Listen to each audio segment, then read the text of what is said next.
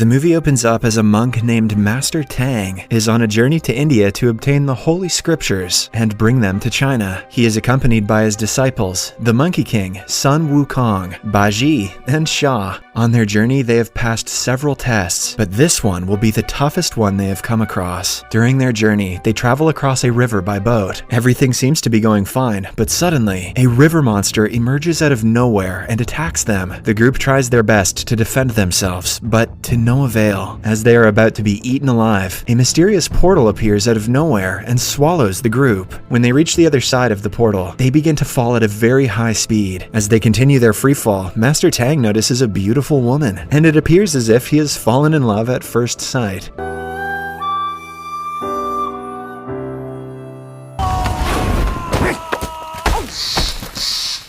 But before the group can decipher their location, the beautiful woman approaches them and inquires if they are men. Tang, who at this point is completely smitten, responds yes, but the woman walks away with only a smile. Shortly after, she arrives at a large kingdom, which is inhabited by only women. From the ministers to the workers, doctors to the librarians, everyone is female. Moreover, the beautiful woman is revealed to be the queen of the kingdom, which they refer to as Womanland.